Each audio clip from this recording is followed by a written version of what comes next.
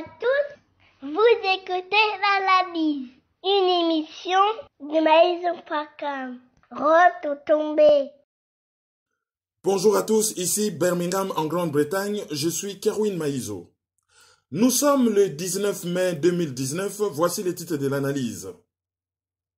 Félix Tshisekedi, le président de la RDC, a annoncé pour bientôt la nomination du Premier ministre devant quelques ambassadeurs qu'il a reçus pour un petit déjeuner à Kinshasa. Janine Mabunda, la présidente de l'Assemblée nationale, a été l'invitée de RFI il y a quelques jours. Dans son interview en filigrane, on sent une réforme constitutionnelle qui pointe à l'horizon. Martin Fayulu était à Kisangani, il a commencé maintenant une tournée internationale qui commence par Rome et d'autres sujets de l'actualité. Notamment l'interview du nouvel envoyé spécial de l'ONU dans la région des Grands Lacs, M. Huang Shia. Batata Mama Ndeko, merci ndenge bo yingeli pemeni ya ba itando ike ya bino pe ba ordinateur na bino po na kolanda biso na émission Oyo l'analyse vu que tozali ko salango na ba moyen de bord à l'étranger les lobes Rosana Sa Majesté la reine des ondes mais rassurez-vous de la prochaine analyse en tout cas Bogozoaï. Alors na ba titre to annoncé to banina nuna actualité présidentielle Oyo ezali quand même assez abondante. Alors, actualité en ezali nini? Ezali que Félix Tshisekedi a recevé qui ambassadeur en petit déjeuner et devant ambassadeurs occidentaux a annoncé les bango que fumée blanche et kopima kalamingite fumée blanche ezali so ki ba na Rome banganga nzambe basangani pona ko voter pape ya sika so ki kombo ya pape monani na mumbonda oyo ezalaka likolo ya Vatican. Boromona milinga ya pembe bimi me soki ba yokanite milinga mwindo bimaka soki milinga mwindo bimi seke ba yokanaki te fo ba bandela vote ainsi de suite et soki milinga pembe bimi seke kombo pape yebani après ba tondi bazeli porte-parole ya Vatican aloba abemus papam tozui pape ya sika et apesa kombo. Donc na français to na lingala so tolobia milinga pembe bimi, c'est-à-dire que ba yokani na likambo oyo ezali en rapport na kocha mokonzi mo na ibonga. Donc a annoncé les bango que fumée blanche kobima et bako nommé premier ministre Mikolo ezali koya en tout cas na poste oyo tozali kobanda. Kombo na ye yebani na note. Mais il y a un nom qui circulerait na tchango mais vraiment na conditionnel ezali un certain Ilunga. Bon critère ezali déjà il fallait azala katange to yebite pour quelle raison. Mais il y a le nom d'un certain Ilunga, Azalaka ministre de la Finance, Yamulumbalu Koji, Oyo, Ezali ko apparaître. Alors, moyen to analyser mingi mingi te parce que c'est une info qui n'est pas encore sûre, o Ezali encore vérifié et o Ezali de l'ordre de la rumeur, et Tokoki ko ça la analyse sur la rumeur te, on vient plutôt analyser ba fait, bien que Tozali na droit, na cadre ya analyse oyo ya kosala ba projection sur le futur, les mauvaises langues ba kobenga yango spéculation. Alors, et là qu'il faut souligner ezali cette façon là, il y a cette information oyo ezo concerné bana mboka ezo pesama et pas ya ambassadeur ya bapaya. Soki batu misusu basala ke loko wana nde tonga to yoka ba masolo ya ba impérialiste, bango ba impérialiste.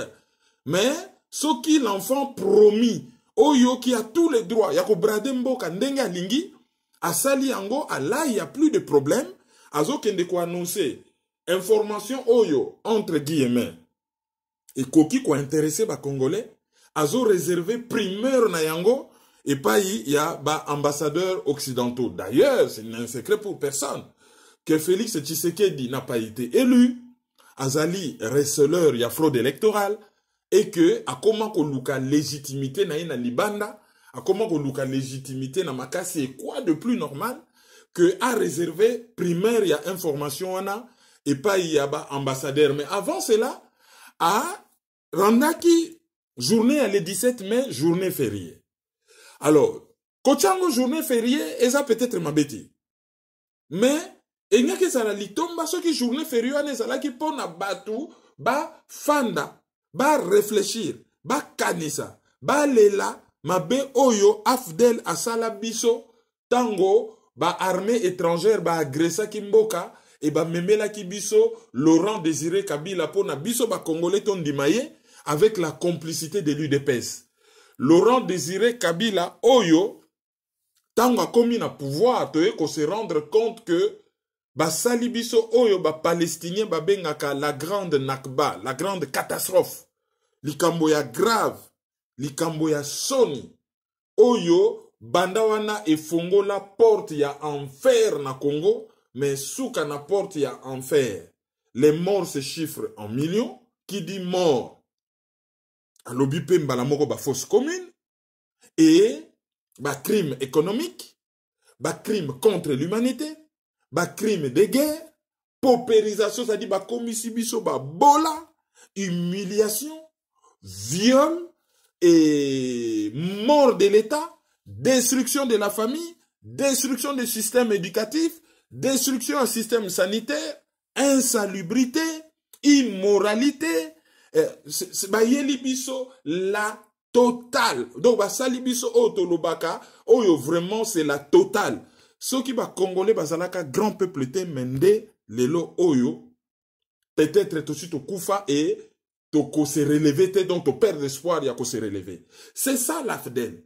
Donc ceux qui achaki jour férié pona ko banza wana nyonso, OK. Mais à ce jour férié, à l'obio, jour à rendre hommage à soldats congolais. Mais de quels soldats congolais il parle? Ce que zali ba soldats congolais, oh, il y a force publique. Alors, il faudrait, par exemple, Bacha Bango, par exemple, le 30 juin ou le 4 janvier. Na journée ba martyr, Bango pi ba martyr, ba kena ko bunda na Tabora, na Mayenge, na Gambela, na Sosa, na Birmanie, na Inde. Bakena ko bundati na Belgique, na baguerre oyo etali bisoté. On n'a rien à voir dans cette affaire, etali nango bisoté. Bakena ki ko bunda. Mais, sur le plan force, y a bataille, discipline, prouesse militaire, laki saki que, bazali batumoko capable et bazali efficace, et gagnant, guerre ya minene, notamment contre l'armée à Mussolini, par exemple, en Éthiopie, kombo misusu natangi asosa banini, misusu esali na Éthiopie.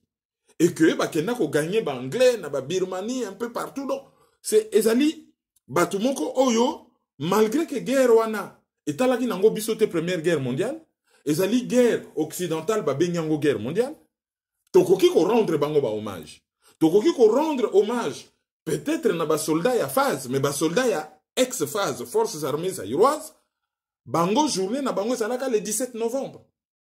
Alors, so azali d'accord na journée le 17 novembre te, mais azela soki, mboke komi libéré, alors on choisit une journée pour rendre hommage à l'armée. Alors, kokende ko rendre hommage na oyazo benga soldat congolais, est-ce que ezali ba soldat oyo, afdel empoisonnaki na kitona, l'air aye, oh, bazo kende ko rééduquer bango, profiter kende ko boma bango na kitona to, ezalaki ko rendre hommage na ba soldat oyo. Je me rappelle encore, na interview to salaki na Augustin Munkamba ya bana cité na Suisse.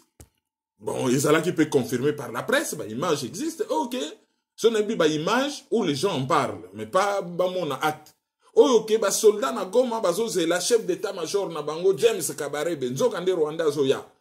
Ye, sali aide d'honneur ne militaire, sala kabazo, c'est la Mokonzi akita en avion, rendre hommage militaire. Oyebi que derrière Mokonzi, Rwandais kita penda massacrer bango nyonso na piste, neti banzinzi ale, bozo pomper bango insecticide, kufi, boma bango kufi et puis boaki. Parce qu'il y avait un projet, il y a qu'on détruire l'armée congolaise. Alors, hommage wana akene ko rendre batuana to akene ko rendre hommage na armée monolithique oyo ya batuti rwandais oyo ya prena possession ya levier ya commandement ya armée na biso et bangonde batu bazo sala dégâts oyo toyebi na mboka, l'armée de Nkunda Batware, l'armée de Mundos, l'armée de Tango Fort, l'armée de Bosco Ntaganda, l'armée de ya général Mukiza, l'armée ya général Soki Mugizi, Soki Nani, oyo sala dégâts moko innommable oyo zanga kombo na Congo. Hommage wana akenaki ko rendre yango basoda nini. Vraiment azo sala biso soni makasi, azo sala biso soni makasi. Et quand est-ce que ako arrêter dégâts? Parce que les dégâts continuent. Quelques jours avant, à qu'il rendre hommage na armée, une journée, le 17 mai, et l'obata RFO, azobanga ko froissé prédécesseur naïe. C'est-à-dire que il n'a pas le pouvoir, azobanga mutanoma qui est. Il a peur de froisser. Ko sala que prédécesseur naïe a se pélaté. Donc, il y a intérêt à Congolais, mais intérêt à prédécesseur naïe. Ba intérêt à prédécesseur naïe, oh, ils allaient incompatible. Na ba intérêt à peuple congolais. Mais déjà, avant, on a Akutanaki na ba gouverneur nouvellement élu. Akutanaki na bango après que, alias Joseph Kabila sa yambaki bango na ferme ya Kingakati. Alors, l'air Akutanaki na bango sur le plan forme. Tu remarques que l'eau est déplorable. Un président de la République, azo solo na ba gouverneur bango tout, y compris oh ya IDPS. Azo solo la na ye na ba téléphone, yazo loba, bango baza na ba téléphone na bango baza kutukuna te. Humiliation suprême et biso nyonso to mona ba image wana. Alors, l'air ya zui parole à lobinini. Akobanda ko évaluer bango chaque 3 mois, basala musala na bango chaque 3 mois, culture ya résultat et akobanda ko évaluer bango. Alors, de 1, alobi na bango alobi ako lutter contre corruption, tribalisme, mais gestion à tangi babilo kwebele. Bon, c'est bien beau de parler, hein. Intention, ils en ont bien. Mais l'enfer est pavé de bonnes intentions. Intentions, ils en ont bien. Mais s'il faut regarder la réalité c'est quoi? La réalité, c'est que, ezali que, chargé à protocole na ya lobby à lutter contre tribalisme. Ata la cabinet na yeza composé n'engeni. Bazali yena directeur ya cabinet. Soki batu la plupart bazali balu bate, bazali batu ya Kivu. C'est-à-dire ye azo benda côté na ye, Kamere azo benda côté na ye. Côté na ye donc Kivu, côté ya maman na ye. Ça c'est la première des choses.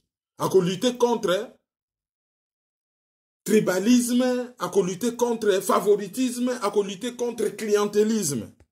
Mais forme la plus grave, il y a clientélisme. Clientélisme, c'est le fait que ce qu'on suit au Kondi, au Komocha Batunayo, Bapirio na place. C'est ça qu'on appelle clientélisme. Aneti ba client na yo, Bapirio, Bato yo yebi. Bapirio fo bazalawana, clientélisme. Mais forme il y a ma bé à clientélisme. Quand on a un open des népotisme, le fait à Kocha Bande konayo. Mais Yeso Gotali, directeur ya cabinet, c'est son beau-frère. Un des Nyankero, c'est son beau-frère. Mais Oyazala qui présidé réunion, ce qui kangou dia ce qui nani. Yé, azo présidé réunion, mendeko na ye, azali adjoint na protocole. Déjà 2. Yé moko beau-frère na ye chargé à protocole, Oyazala qui modérateur ya réunion. Azali déjà leki, ya mutumoko azali adjoint ya chargé à protocole, yé moko batie modérateur. Donc, bazawana déjà bazo fonctionner na népotisme. Déjà, ndenge bazali wane komi likambo na fondation. Fondation Fati, moi sina sali, petite sœur na yeso cousine na ye, asali pe fondation, ale bande ko na ye basali fondation, leki na ye basi ba nommé na DGM, sans compétence aucune, apparemment, hein, de petits frères, hein. Sauf que, je n'ai pas encore vu le document en nomination na ye, on met ça avec toutes les réserves. Oh, il fallait qu'à kende na Turquie. Et moi, si na ye, a sali vision forte, hein, pour na basi. Ah, ben, ça la yango, c'est très bien. Mais il faut pas justifier, bah, fonds, ezo uta wapi. Est-ce que, a sali fundraising, a sali collecte des fonds? Est-ce que sali, bah, fonds à l'État? Ceux qui bah, fonds à l'État, bah, on va bah, fonds à l'État au nom de quoi? Ceux qui bah, sali collecte à bah, fonds, oui. Projet ça nango ma bête zali bien. Moi c'est à lobby azali na vision à rendre basi autonome, à rendre bango plus forte, à lutter contre liwa na air ya kopesa bomoi donc na en couche na air ya kobota basi bako iko kufa lisusu te, à lutter contre ba maladie, à lutter contre ba injustice, à relever niveau à ba jeune fille en étude. Ça c'est un très beau projet, mais na interview à projet. Ah, na botami na Goma, ba parents ba kufaki, na tangi na école tel, ah, mbalamo na 18 ans, na kutana mobile na Belgique. Ça, c'est une contre-vérité. Madame Tshisekedi Batutu ba yebi que, tango alongwe na Congo, akenaka na Londres. Comment vous zappez tout un épisode ya vie na ye, a zapango boye, comme si elle n'a jamais vécu à Londres. Ça cache quoi? Azo bombanini. Ça fait quand même louche. Donc, les raisons de lutter contre corruption, atala déjà bambongo bazo sala ba fondation bambongo wanezo uta wapi. Yé moka komi ko s'enrichir, constitution lobile rozo kota na pouvoir, il faut ça la déclaration en patrimoine. Il y a ça la déclaration en patrimoine, il faut à ça la déclaration en patrimoine publiquement, hein, pas en privé na cour constitutionnelle. A justifier en lobby bonbongo on a déclaré $1 million tala musala na sala tala musala na tala tala et utaka boy papa tikela kanga boy. Non, aucune justification. Akamati na yekakao, soi-disant, il paraît qu'à côté de ça qu'on a cour constitutionnelle, toyebi au bango balobate. Mais Kabila, il fallait pas ça la déclaration patrimoine à la sortie. Ndakwa GLM wana asomi on mbongo nini, ferme Kingakati asomi on mbongo nini, ferme ya Kundelungu asomi on mbongo nini, palais présidentiel ya Lubumbashi asomi on mbongo nini, ferme oyeza kuna na Kivu, place oyo a Razaka y compris un hôpital. Oyo azo luka indemniser battement folar. Azo kango na mbongo nini, il faut pe basa la bilan. Au contact ozala ki na combien, tango yaki na babot, au komi na babot ya mbula. Au komi na mbongo ebele ndenge nini, et tango obimi na combien. C'est ça, lutte contre corruption. Ce n'est pas un discours devant un gouverneur, discours. C'est des discours qui ne tiennent pas la route et personne n'y croit. Personne n'y croit. Donc, à lutter contre corruption et entourage naïe, na famille naïe, parce qu'on trouve quand même des choses oyo, et ça lit motif à soupçon par rapport à la corruption, et à lutter contre népotisme oyo, baso mona par rapport à l'entourage naïe, ndenge ba komi ko prendre possession, il y a moins ba levier oyo, il y a l'état oyo prédécesseur na bango, à sepela ki kotike la bango. Donc, discours naïe wana ezali maloba, il doit lui-même prêcher par l'exemple. Et toko souligner loko moko analyse asuka tolobaka yango te. Moli azoloba corruption, moli mo copie fatika. Et ça na jeune Afrique. Et ça na le pardon dans le monde Afrique. Article na tangela rabino balana ba ke sala ki réservé na baboni soki bokei na se. Ba yeli copie ya un ancien officier ya Mossad israélien copie ya diamant. Ah président linga beta cop na bureau. Ayamba batouana na bureau. Quelques jours après, bah, il faut découvrir que na ba caméra, na ba micro, na bureau. Il se faisait espionner. Qui ne nous dit pas que ils na salon naïe, ils na chambre naïe. Nana tchaki yango, isaka ba israélien wanate. Peut-être prédécesseur naïe. Sikoyo, nyonso ya sololaka na présidence, batu bazo yoka. Nyonso ya salaka, batu bazo mona, bazo yoka. Et ceux qui par malheur pour batouana bazalaka sans état d'âme. Ba russe basala kango ba rwandais baza ba spécialiste ba konzo nyonso ok na Rwanda oh moi si boya baza na ba image. Alors imaginez-vous ceux qui intimité na ye na kati ya famille ya père de famille dans sa chambre à coucher batu misusu libanda batala kango. Mais on a un président faible et affaibli. Oyo azali sous na personnalité te azali na ba motif ya faiblesse azali na ba talon d'Achille. Oyo batu bakoki ko creuser libanda et ceux qui va creuser libanda pona va atteindre biso dans toute notre faiblesse parce que ba ko faire chanter par rapport à ba image wana. Donc autonomie ezalité. Alors ceux qui va baso lo baké ça ne va pas. Façon y accéder à pouvoir. Objectif à ba congolais là qui ko déraciner tous les systèmes Kabila. L'objectif ce n'était pas que bah ça la simple remplacement. Pire, et à la simple nomination mais à la véritable élection. Oyo, volonté à population à s'exprimer. Cet objectif n'a pas été atteint. Tout Saluana, Kabila Saluana, toujours très présent. Et Yé, Azaluana, toujours en déficit d'autorité. Et a commis qu'on s'est jeté beaucoup plus dans le discours creux que dans l'acte. 100 jours, à Kene Kosa la programme en grande pompe. Mais tant aux 100 jours, Koki Basalaka un discours bilan. Voilà ce que nous avons réalisé en 100 jours. À promettre des discours, à promettre, mais à Salinaï Angoti. Donc, du coup, on n'a pas les bilans de ces 100 jours parce que Nababilo Belé a déclaré qu'il n'a qu'à un programme à 100 jours. Et ça dit Babilo comme Missousso et Bandaka na gouvernement à Kala. Et on n'a pas un bilan. Mbongo Bimi, combien? Qu'est-ce qui doit être fait? Et qu'est-ce qui est déjà fait? Non, bilan égalité.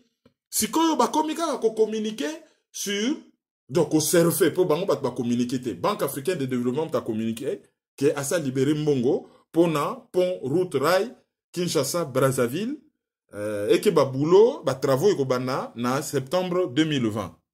Bon, et suscité débat, débat ezali boy.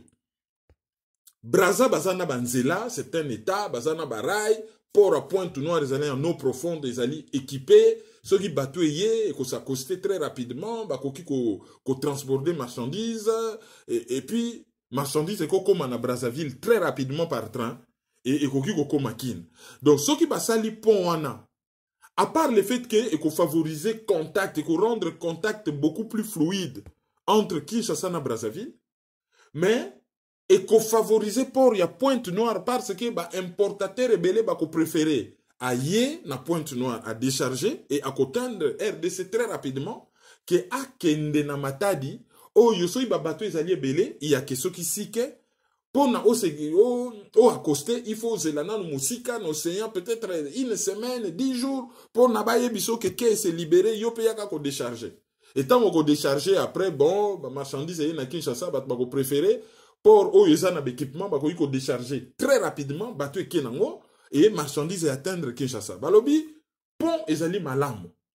Et qu'on favorise le contact et belé, et qu'on même aider les petites et moyennes entreprises à RDC. Mais pont, et qu'on boma économie à province à Bakongo, et on a élu à Bakongo, bazo télémélango, balobi, ceux qui bossent li pont, bossent la paix pour en eau profonde, y a banane. Ce qui basali port en eau profonde ya banana, avantage dans les ali port en nene, bon, une société d'Ubayotte, bah koya ko construire yango, bah ko gérer yango avec, je crois, l'expertise à coréen. Et ce qui basali yango loko zo bloqué zali qu'alias Joseph Kabila a créé qui structure moko boye, boko mona pont, bokanisi keza ya Congo, nzo kanisa ali port na ye privé, mbongo zo kota na poche na ye. Ndenge ba yebisaka batu ke Congo Airways ezali société étatique, nzokande ezali société privée cop na bango, et pour ya banana wana et quoi appartenir en quelque sorte na sans kokota na ba détail ya droit économique, ndenge fonctionnaka, droit commercial et tout ça. Ezali pour moko en réalité et kozala ko appartenir na structure moko oyo ezali contrôler na famille Kabila. Donc soki ke basali pour il y a banana et quand il y a une compétition à port il y a Pointe-Noire pour wane koki ko servir dans les deux sens bah importateur mususu bakoki ya par banana biloko ye na train na Kin et après Kin biloko est traversé na Brazzaville par exemple ou ekei na arrière pays tout comme ekoki ko wuta na arrière pays ba minéré ba nini et komi na Kin ekoki ko continuer banana tout comme ekoki ko continuer Pointe-Noire par Brazzaville. Là, il y a un équilibre. Et équilibre, c'est ce qui tronçon et rail entre Ilebona, Kinshasa et Salami, donc est relié.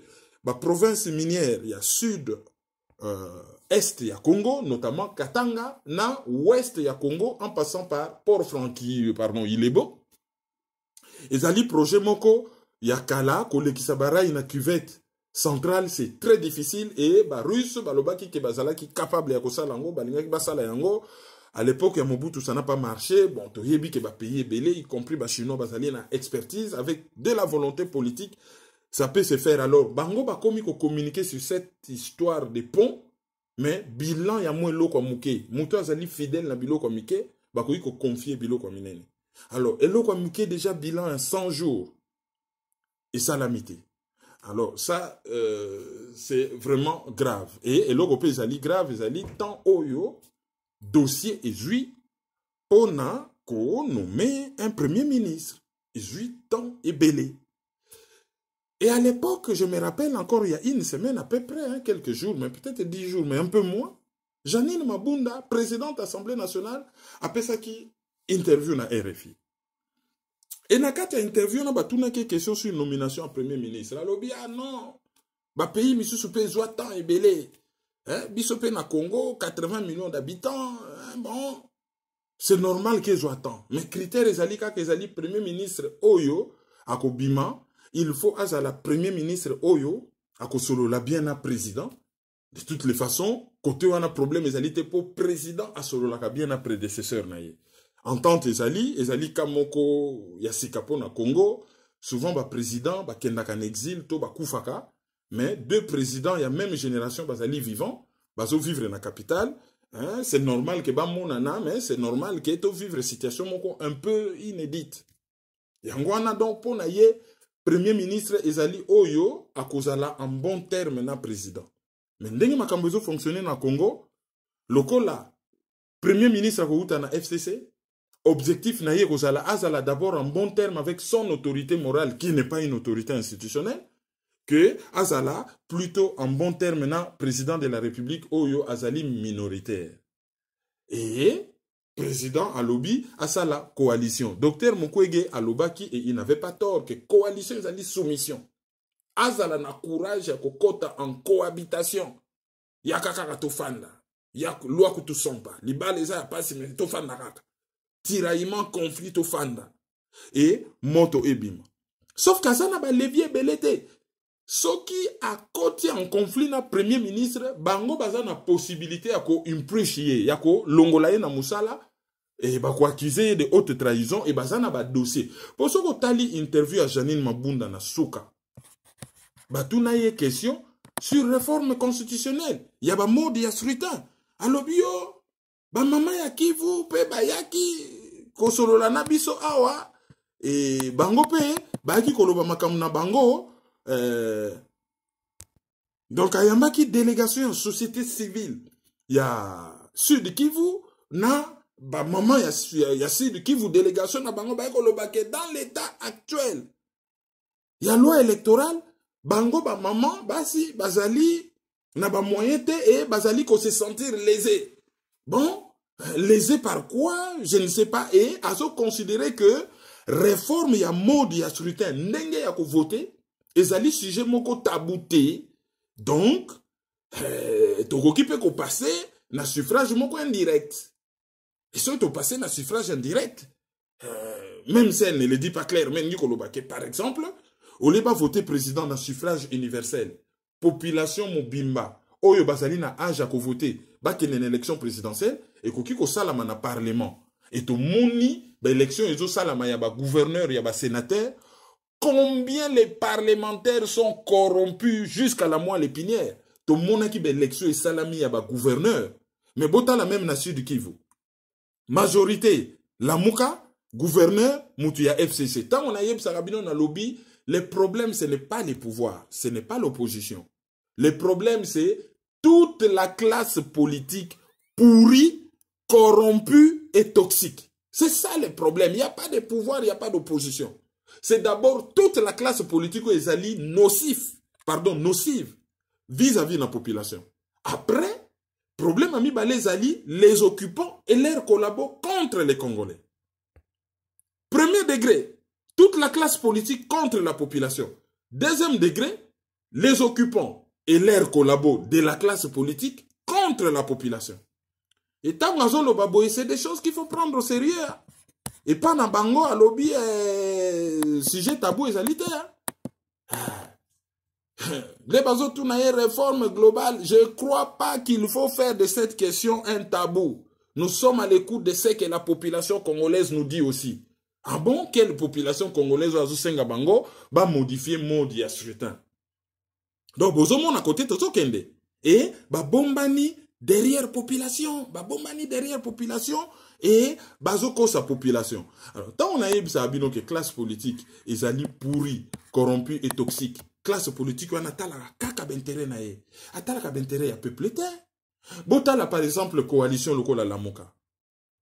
Botala interview oyo Moïse Katumbi a pesaki na ba journaliste congolais à diaspora, notamment ba oyo bazali basé na Bruxelles. Fabien Kouswanika, Pasteur Bobo, Cheikh Fita, and so forth and so on. Botala na interview wana. Position na ye kominini. Position na ye, ezali ke, azali mokonzi ya Lamuka, mais combat pour la vérité des urnes est allié. Tshisekedi asali makambo ya bien, ya zozonga na ye na Congo, akosala safari, bon, safari basala rango kuna na ba parc naturel, et pas ya banyama, bon, je sais pas si tout ça banyama, akondo sala safari na ye na Congo, est-ce que safari wana kende ko sala yango pour na ko défendre vérité des urnes ou pour na ko kende ko sala ombrage na candidat oyo ya bango Lamuka mais oyo peuple a plébiscité. Objectif na ye ko sala nini? Awa pe Jean-Pierre Bemba a annoncé que yépé azozonga. Tant kozonga, il ira rouler pour qui? Et Moïse Katumbi momba biloko wana ya bon nakolata pembe pembe. Bino nyonso bolata bilamba ya pembe. A organisaka prière moko chaque midi bo bandaka ko sambela. Ah Dieu, moi je suis chrétien mais moko na kipa na Israël. Ah mais Dieu, moi je suis chrétien. Bon, na yebite soka za na religion judaïque, to azali chrétien. Bon, c'est un peu flou par rapport à ça. Ah bolata pembe mais prière moko za ko organiser chaque midi o bo fuka na midi bo sambela. Soit disant pour na Kabila kendate, et suka wapi, siko e komi bilamba ya pembe encore que population za nambongo pa kosomba bilamba ngo ya pembe.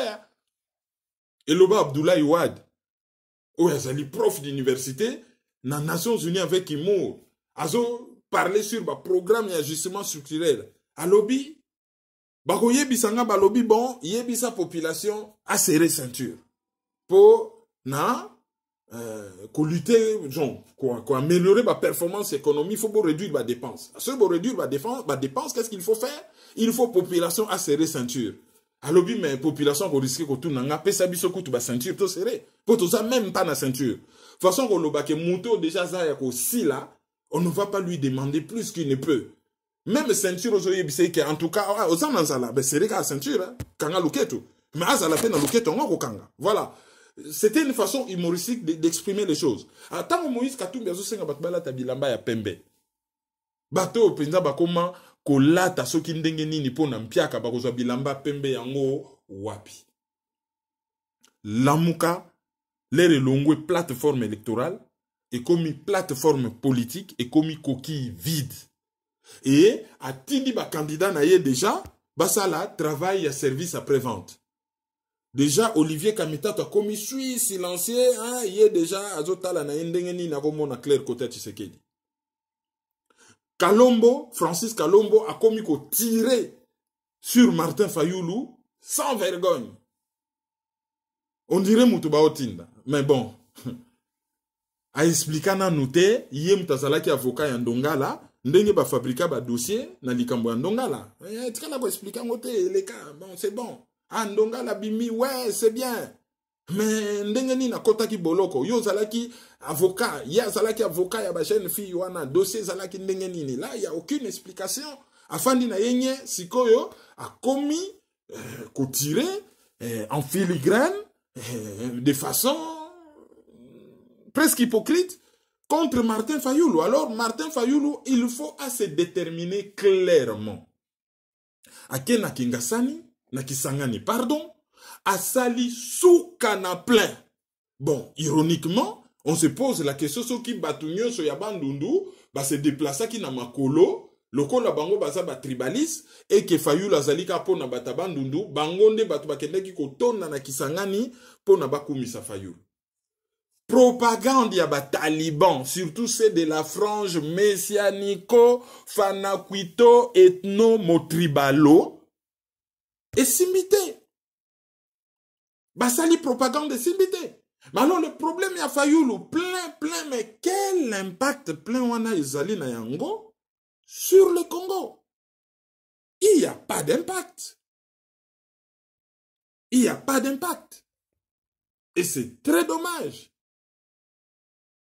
Mot d'ordre des OP Samelate, stratégie moussou ces salamate, c'est juste meeting à la kisi popularité, mais Moko Boye, usure du temps, population Kolemba et Akolanda li sous-souté. Alors, Rwanda Abimi, Azosa la tournée, Abandi na Vatican. Après Vatican, ça sera probablement l'Allemagne. Après, Akoki Kokende na Russie. Na on a quel compte les nets. C'est une page quand même assez sérieuse. Tenue par Sylvie Louone Andé, Nana de Louone Andé. Bazora quand même, ba source. Ako kende États-Unis, Canada, ako kende Russie, peut-être ba pays asiatique, ba Chine, bon. Tomoni a commis koluka ba lié un peu partout, mais sauf que ce qui totali ba allié oyo, bazali na ba intérêt contradictoire, trop d'alliés et koki même ko boma, ba objectif na ye ya combat, il faut à ça la très attention. Pourquoi il faut à ça la très attention? Dernièrement na RFI, envoyé spécial Yasikaya Nations Unies pour la première fois battu un Chinois comme on a eu Huang Xia. Après cette interview, on a RFI qui était choquant. asali ba bla bla bla bla bla, mais na suka ozomona ke mutu azo défendre accord cadre Addis Abeba. D'ailleurs, il a passé son temps ya kokumisa Tshisekedi. Ah, c'est un bon président. Ah, asali ba progrès. Loko ya so benga progrès ali nini akei koyokana na Rwanda, akei kosulana na Uganda. Mais Congo ne mtazali victime ya Rwanda na Uganda. Ce n'est pas le Congo qui agresse. Congo, il faut appliquer accord cadre Addis Abeba, mais accord cadre wana ezali ba pays africain ba fandi ba ke ko signer accord moko ya économie, comment copier Congo légalement. Et ils ont trouvé Tshisekedi mutu ya bien pour azo appliquer accord cadre wana, c'est-à-dire andimi ba piller Congo. Et ponaye alobi ezali malamu ndenge Félix Tshisekedi andimi que il va lutter contre la force Oyo, Bazali na Congo et bazo menacer les pays voisins.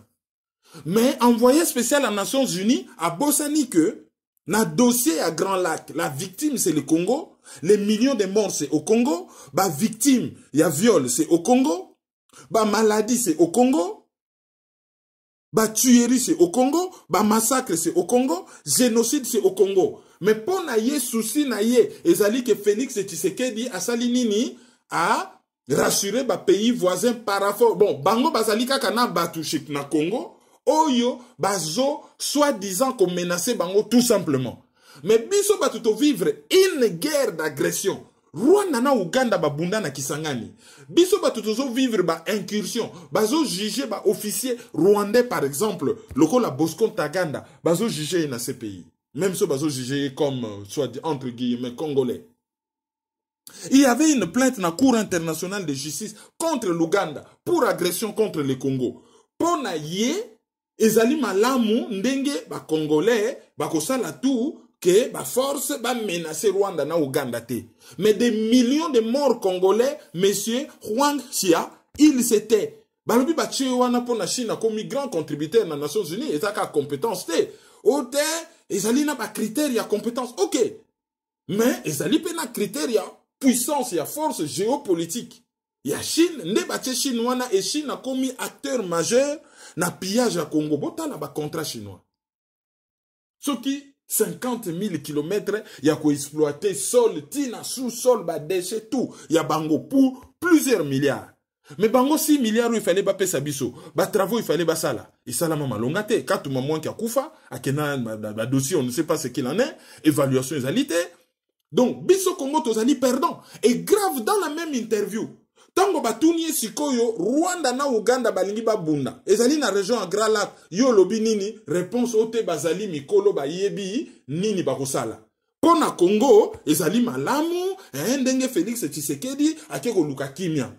Mais pona Rwanda na Uganda, bango bazali mikolo, ba yebi ndenge ni bakosola. Donc Congo azali mukolo te. En fait, eloko zo salama, bazongisi cet accord satanique, cadre d'Addis Abeba. Oyo, ba komi ko appliquer yango au détriment ya Congo et so totali volet politique nango yango yo bazo luka basala ba mema biso dans une espèce de dialogue de toute la classe politique Tshisekedi alias Joseph Kabila ba Fayulu une espèce de 100e dialogue pona sur le plan politique et s'apaiser na Congo et ba étranger ba asiatique na ba occidentaux ba piller mboka comme il se doit et ba piller yango comme il se doit. Alors ça c'était quelque chose qu'il fallait tout signaler. Donc ce qui na RFI bokomona interview wana c'est soko yokango c'est on rêve. Donc Huang Xiawana azali mais vraiment à cause de la vraiment malheur pour na Congo. On ne sait pas dans quelle planète azala qui ko vivre. Soko yoki interview wana olobi mais nazo rêver ou nazo yoka interview, est-ce que nazo lota, est-ce que makambo nazo lobeza ya solo to ya lokuta, c'est très grave. Mais bon, tant que ba Congolais ba récupérer mboka te, ba étranger ba ko ya ko imposer kabiso ba accord cadre ya boyeo ya Addis Abeba o soki ya nini et à l'uro yo makambo zo ke no moni le fayula comme kende Vatican so tali na coalition oyo bazo soutenir ye. Valentin Moubake, Honoré Ngbanda. Église catholique, bah, cardinal Monsengo, en tout cas, bah, ça n'est pas très loin. D'une certaine manière, docteur Mokwedi. Et ce que le Bendi Singakota cardinal tozo mon Vatican. Mais, bah, risque peut bakoti kala en reste te, bazana Sud-Soudan. D'une certaine manière, bah, yakipe, bazana Centrafrique. D'une certaine manière, bah, kenaki komona Paul Kagame, bango pe bako jouer partition na bango. Alias Joseph Kabila zo solo na bango.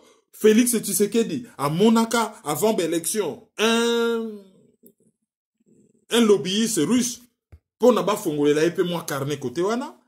Et apparemment, Fayulu a commis ko créer côté wana. Mboka na biso kozala na centre ya banjeu moko so ito sali kebate.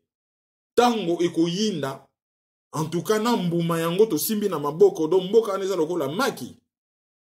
Ozo bunda, na plateau ya maki, toko risque ko perdre plateau nyonso ya maki. Alors, une autre information nanga ki na souligné, désordre ya IDPS et lekindelo. Problème ezalaki bato bazo contester Jean-Marc Kabund. Bazako contester pourquoi? Bazako contester parce que mibeko ya mboka ya ce statut ya IDPS et lobby, soki président zalite, il faut triumvirat bato misatu, bakamba parti, basala congrès et batala nani oyo ako po congrès organiser l'élection ba yeba nani ako kamba parti.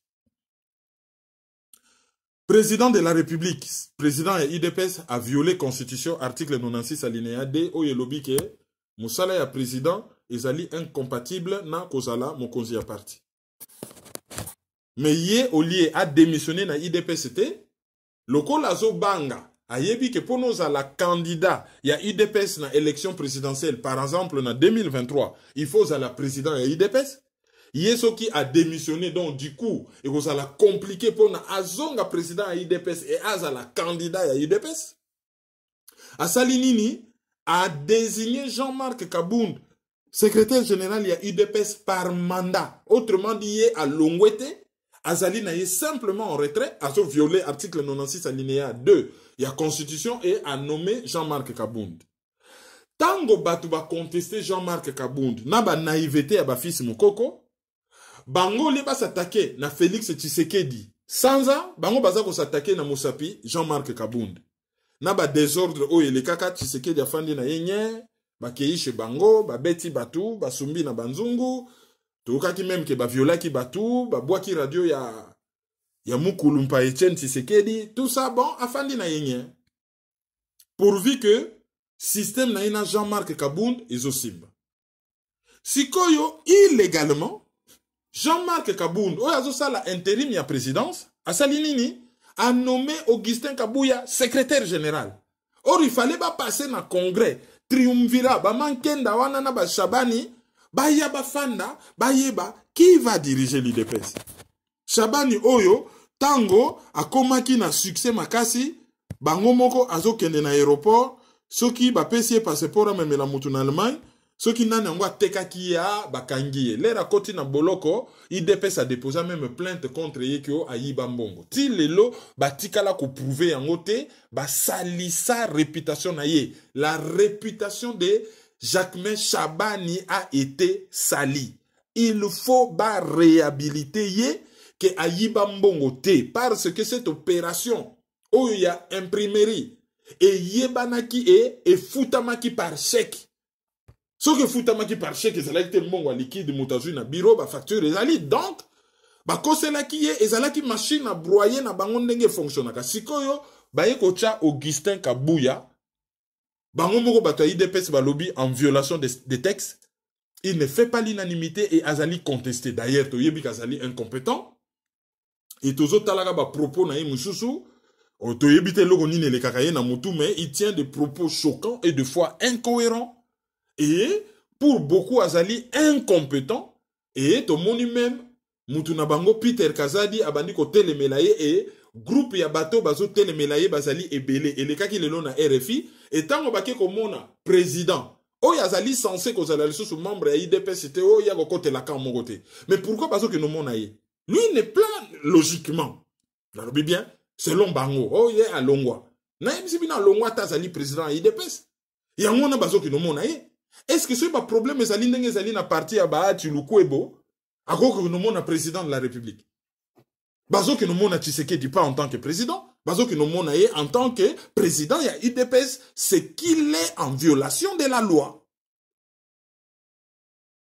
En violation de la loi. Tala, Félix Tshisekedi, c'est le dernier président de l'UDPS. Après Yé, Ezo Panzana, Nango Loko l'Empire, Bakuba, Ezo Panzana. Et bazo sala, à la tête de l'État, na à venir Yabato. Il y a fort à craindre que Félix Tshisekedi Azala, le dernier président du Congo, dans sa configuration actuelle.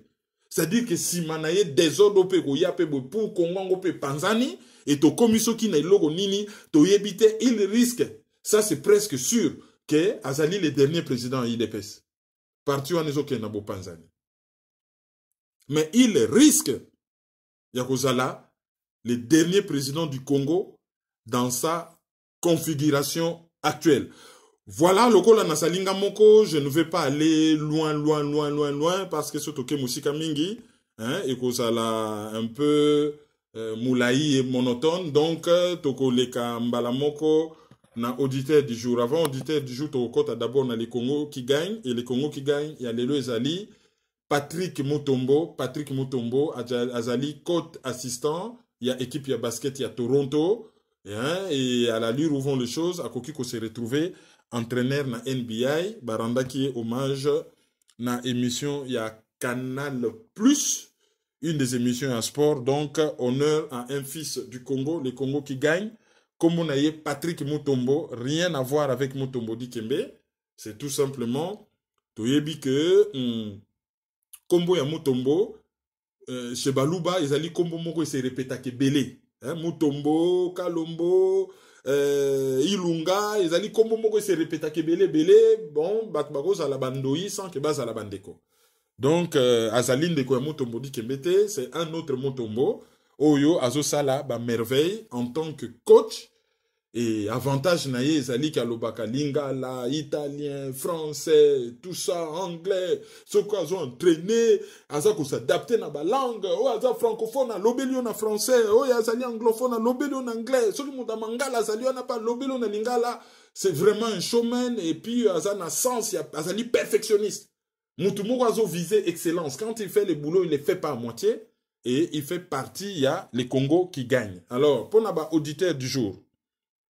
Merci Mounene, na communauté congolaise à Birmingham, na accueil na bino, c'était impressionnant. Bouye et belé, et ça là qui animé. À un certain moment, bon, il y a des gens, oyo, bah, point de vue, tu veux bien la politique, on est kabolimboka, bah, tu misusu lamuka, bah, misusu, bah, tu akash, bon. Débat, et ça là qui est intéressant, je crois que, bon, mon nyonso, ndenge ba direct salamaki, na chaîne YouTube nabiso, et puis, na ba télévision locale awa et puis na télé Chango. Donc bon mona Chango, merci na batunyonso ya Birmingham notamment ba organisateur et Tokotanga bango na suka. Donc auditrice du jour à liboso ezali madame Clifford azali congolaise. Clifford ezali comme mobali na ye. Bon, autaki Londres, merci na monsieur. Alors, toko continuer suite à auditeur du jour nabiso, auditeur du jour nabiso mususu. Comme on a eu Adolphe Mena, donc basali couple, hein, mobile c'est papa Adolphe Mena et maman comme on a eu Isabelle Adolphe, bah on va fandi na Londres. Alors, merci na ba organisateur, hein, docteur Scopen Sumbu, yazali médecin, asalaka awa azali mwana ya Birmingham et asalaka pe na France.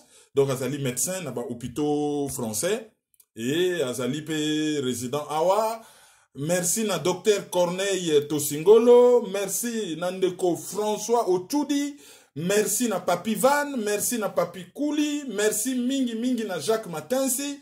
Merci na Maman Simplice. Merci na Richelieu Dinaloua. Et merci na Madame Mami Kaza. Voilà. Wana, ezali une partie, il y a ba organisateur et puis Bouyake Belé. Vraiment, on était très contents. Merci mingi, bino nyonso, bozali ba, auditeur du jour nabiso. Alors après bino, boebi kandenge ezalaka, siko yotokomo vise wapi, to comme viser Canada. Canada, c'est déjà la semaine prochaine, hein, to si to komi. Alors, la semaine prochaine, ils allaient na Ottawa. Donc, ils allaient na université à Ottawa. Toujours rappeler binon adresse. Boya, ils allaient université à Ottawa, Canada, 800 King Edward Avenue. Building site, salle HO 104. Ou ils allaient plutôt H0104. Ottawa, ON, c'est-à-dire Ontario. K1, O et chiffre, N, et puis 6N5. Eko bandana 15h, Eko soukana 18h. Orateur, Judy Rever. Reporter a commis un livre belé sur le génocide à Zalakana, Rwanda, na Congo, na Côte d'Ivoire, à Yebi dossier. Patrick Mbeko, géopolitologue, boyebi ba ouvrage nae à comment et puis ngai. Pour la information, bogoyi ko benga 001 613 779 001 613 799 ou bien 799 81 55. Wanape bogoyi ko benga 001 613 600 et puis 36 32. 600 c'est-à-dire 600 36 32. Ils allaient organisés par CCDP, Convention des Congolais pour la démocratie et la paix, hein? Bande quoi CCDP Bagosalawana. Et puis, collectif pour le Congo, Oyo, ils allaient dirigés par Guy Songo. Donc, Bozala et Belé, Bozangate. Mais même les 25 wana, so Bozali na on a Canada, Bozali en France, au Kokipe, Kokende, barbecue, patriotique, Oyo, Bandekoya, CCDP, Bazali ko organisé. Barbecue wana, et Gozala, na parc, il y a la Courneuve, et Bango, Babengi, cette fois-ci, Odombo, Babengi, Kwebe Mpele, Babengi, Daniel Onema. Barbecue patriotique et conférence débat, parc de la Courneuve, point circulaire, entrée, tapis vert, avenue Waldeck, Rocher, information 0033 753 12 18 19 ou 0033 751 32 84 0. Je crois qu'il y a un chiffre qui manque. Bon, bozo un numéro et un liboso. Ezali, samedi, le 25 mai, de 13h à 19h, Wanape, Ezali, et Loko, il y a CCDP. Alors, tant que tu au Canada, hein, Bana State, surtout aussi si na Canada, Tozakuna Chebino, Oyaza a besoin de conférence, c'est le moment Yangoyo, Bobenga, mais, c'est difficile, là, dans les États-Unis, tant que la mouké, dans en Europe, et je peux remonter rapidement, avant de s'occuper d'un programme, il y a moins de juin, le 21, Tozali na Citri, to na Château Thierry, pour rendre hommage na maître Reti Batumisusu pour rendre hommage na ba artiste congolais to zelaka kate soki ba kufinde to rendre bango hommage. Et koki ko banana ville ya Citri à quelques mètres ya place ko sala ma région Champagne bandi wana. Donc bato ba fabriquer ba champagne kaka na makoloka bomoni région na bango bandi wana peut-être ba ko sponsoriser. Mais ekoki ko suka peut-être na mairie à Château Thierry pour mairie wana tuzana ndeko na biso. Félix Bokassia, Oyo, Azali maire adjoint Kuna, et Azali ville natale, il y a Jean de La Fontaine, Oyo, Toyo Kaka, les fables de La Fontaine, les corbeaux et les renards, et ville Wana Barandagaye, hommage. Je crois que ceux qui ont participé, Bisopé par exemple, na Banzembo, to Zalipe na ba fable, na biso, ils allaient raconter par exemple na Banzembo. To Zalipe na ba théâtre, ya biso, bato ya biso ya théâtre. To Zalipe na ba sculpteur, ya biso, Oyo ba immortalisa, batu na biso pe ya minene. Oyo pe, bakoki kosa la statue mususu, selon vision nabiso ya africain, il y a Jean de La Fontaine par exemple. Non, il y a beaucoup de choses à faire avec la ville de Château Thierry. Le 29, association Rafa, wana tozana bal. hein, toza pendant na balle. Donc, kuna ezali le 29. Et puis, le 5 juillet, tozali na apareko na Bruxelles. Wana programme ya moi, ba jour oyo, ezali koya. Alors, mesdames et messieurs, merci beaucoup d'avoir suivi l'analyse. Nazo recommandé les bino. Émission, bon, lundi, tozali na Africa 24 comme d'habitude, hein, tole kakakuna, na émission Africa Newsroom. Pour na débat, tous les na politicien et tous les tous les jours pour nous la analyse politique et actualité africaine na info. Semaine passée na salaki Namibie sécheresse, semaine d'avant na salaki Namibie sécheresse, na salaki Afrique du Sud élection 2 fois, na salaki Soudan, na salaki Égypte et cette fois-ci na salaki pe je crois Bénin et cette fois-ci nazo kende débat na ANER. Na RFI na salaki émission sur ba chanson oyo nyonso et betami oyo nyonso. La plupart ba chanson il y a période électorale na Congo, hein, ba chanson neti tout na base il y a Garvey, ba chanson neti il y a Ginette Makoma donc Love Gibebe, oyo Martin Fayulu Seye, hein, ba chanson neti Tshisekedi président il y a Kadi Yoyo, bon voilà, tout ça qui ba chanson en a tout et tu rappelles qui quand même logo ezaki émission en 17. Tu rappelles qu'il y a quand même l'élément les 17. Ils allaient dans mur Facebook nangai. Ils allaient dans www.rfi.fr.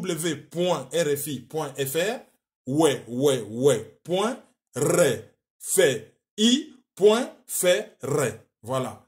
Ndenge tozalaka na école secondaire. Allez, na likolo na droite au cliquer na podcast.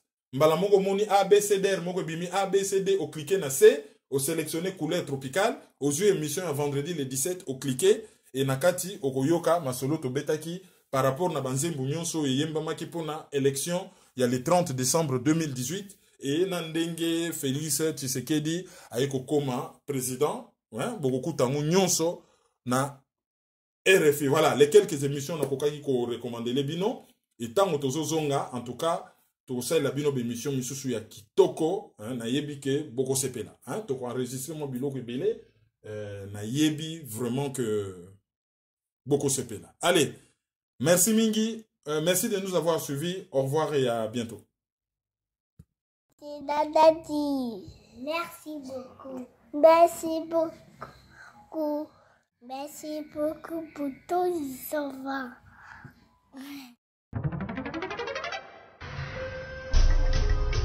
Yo, petit à petit, Kermine implique Banakin. Tout à ici, tout à par là, tout à autant, tous les milliers qu'on foutait là. Peuple congolais. Yo, qui n'a le toza ba colocataire? Où les ali colocataire? Qui n'a le toza ba colocataire? Où les ali colocataire? Qui n'a le loto koma colocataire? Où les ali colocataire? Qui n'a le toza ba colocataire? Où les ali colocataire? Donc c'est soutenir. Il faut lutter pour une nouvelle société. Mais pour la lutter, il faut que la arme, il y a vérité, il y a justice. Tontika lokuta, tontika l'hypocrisie. Mboka ezoki na pasi, mboka ezoki na sans position, ba génération na biso ezokufa, ezoki na okufa sans position, sans solution. Mais nous vivons dans les pays un temps de confusion, d'obscurité, de désespoir. Mais nous savons qu'au plus profond de la nuit, l'aurore pointe déjà à l'horizon. Analyse sur la liste.